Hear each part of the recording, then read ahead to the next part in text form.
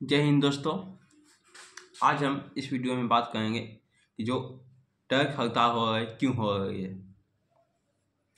Truck हड़ताल होने का मुख्य कारण यह है कि हमारी सरकार एक नया नियम लागू करने वाली है जिसमें ट्रक ड्राइवर को सजा का प्रावधान बढ़ाया गया है, जिसमें अगर कोई ट्रक ड्राइवर एक्सीडेंट करता है तो 10 साल की सज़ा और 7,000 जुर्माने का प्रावधान है। तो हम सरकार से पूछना चाहते हैं, एक साधारण सा व्यक्ति, एक मजदूर वर्ग का आदमी 15,000-20,000 की नौकरी करता है, उसमें अगर वह 7,000 का वो हर्जाना भरता है सरकार को और 10 साल की सज़ा, तो उसके बीवी बच्चे कहाँ जाएंगे, उसका परिवार का क्या होगा। इसमें भी सरकार को सोचना चाहिए। इसमें खामियां हैं। इस नियम में खामियां यह है कि ट्रक ड्राइवर जो होता है, जो ट्रांसपोर्ट का एक मुख्य भाग होता है, अब जीएसटी पर जीएसटी लगा रहे हैं, टोल टैक्स और टैक्स भी देता है और इसमें भी करप्शन है सरकार का। हमारे जो ट्रक ड्राइवर है तो ट्रांसपोर्ट का मुख्य भाग होता है, जिसमें आप सामान को एक जगह से दूसरी जगह ट्रांसपोर्ट का मुख्य काम ट्रक ड्राइवर करता है। जो हड़ताल हो रही है हिट एंड रन जो नियम है, इसके तहत इसमें खामियां यह है कि जो यह नियम बनाया गया है, सबसे पहले इसमें ट्रक एसोसिएशन से पूछना चाहिए कि इसमें उससे सुझाव लेकर इस नियम को लागू करना चाहिए।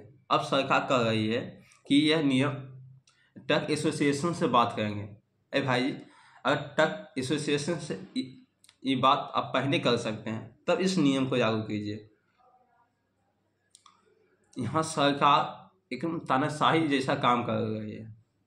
तानाशाही, जब जिस पर आप नियम लागू करें, पहले उससे जो उसका एसोसिएशन होता है उससे पहले आप पूछिए, उससे बातचीत कीजिए, उसके बाद आप नियम को लागू कीजिए।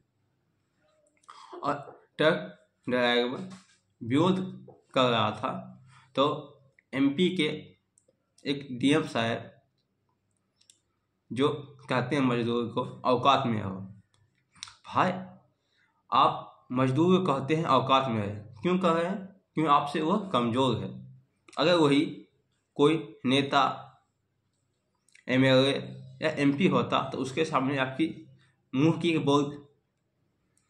की एक आवाज़ नहीं निकलती है, और मजदूर को कहते हैं औकात में हो। भाई, हमको संविधान में विरोध करने का अधिकार दिया गया है, विरोध हम करेंगे अगर कोई भी कानून हमारे लिए अच्छा नहीं हो। लोकतंत्र में कहा गया है जनता का शासन होना चाहिए, जनता के द्वारा जनता पर किया गया शासन लोकतंत्र कहलाता है। ये लोकतंत्र नहीं, तानाशाही है। हम ये सवाल यूपीएससी के सीनियर से भी पूछना चाहते हैं। जब आप इंटरव्यू लेते हैं तो इस प्रकार के जो डीएम या एसडीएम बनते हैं, वो या तो सिविल यूपीएससी की परीक्षा दे के पास होंगे या बीपीएससी हो गए, पीएससी हो गया, इस सब की परीक्षा दे के पास होते हैं। तो आप इंटरव्यू रखते हैं, तो इंटरव्यू में आप ये भी देखिए कि स्वभाव कैसा है आदमी का, और स्वभाव बताइए। एक छोटी सी केस में बताया जा रहा है, इस प्रकार अवकाश में रहने की बात कर रहे हैं। अगर मजदूर अपना औकात पर आ जाए ना, तो देश का एक पहिया भी नहीं चल सकता। अगर मजदूर आ जाए तो आप जो खाना खाते हैं ना, जो चावल रोटी और एसी कूलर में बैठ के जो आप खाना खाते हैं, वो खाना भी मजदूर बना के देता है। वो उसका ट्रांसपोर्टेशन ट्रांसपोर्ट भी मजदूर आदमी करता है। अब जिस घर में रहते हैं वो भी मजदूर बनाया है। भाई अगर मजदूर अपने औकात में आ जाए तो क्या होगा ये देश का? अपना विरोध भी नहीं कर सकता मजदूर। ये हमारा संविधान है। सोच सकते हैं ये संविधान किस प्रकार हमारे ऊपर शासन कर रहा है। ये तो अंग्रेजों जैसे व्यवहार करती है, जहाँ चाहो अगर कोई मजदूर सड़क किनारे कुछ सामान बेच रहा है, समोसा का, चाउमीन का, साग सब्जी का, तो आप वो इस बार उस डंडे से पीटना स्टार्ट कर देते हैं, भागो यहाँ से, भागो यहाँ से। भाई भाग के जाए कहाँ? आप ये बात सोचिए ना कि कोई भी मजदूर सड़क के किनारे अपना सामान बेचता है, तो वो क्यों बेच रहा है? क्योंकि उसको बेरोजगार है तभी तो बेच रहा है। तो मैं सरकार से गुजारिश करना चाहता हूँ, जो भी नियम आप पारित करते हैं, सबसे पहले जनता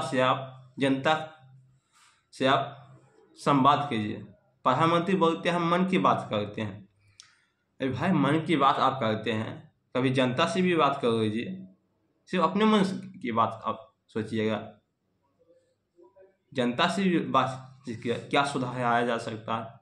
सबसे पहले शिक्षा में भी सुधार आना चाहिए, संविधान संशोधन होने चाहिए।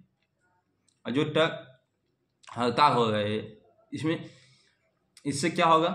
अगर ये इसका निपटारा जल्दी नहीं होगा तो सबसे पहले महंगाई बढ़ेगी तो अर्थव्यवस्था डाउन होगी। महंगाई बढ़ने से क्या होता है कि मिडिल फैमिली की जो दिक्कतें बढ़ जाएगी, उसका जो बजट है वो बिगड़ जाएगा। इसलिए इस नियम को जितना हो सके संशोधन कीजिए और इस ट्रक एसोसिएशन से बात करके जितना हो सके निपटारा कीजिए। जय हिंद।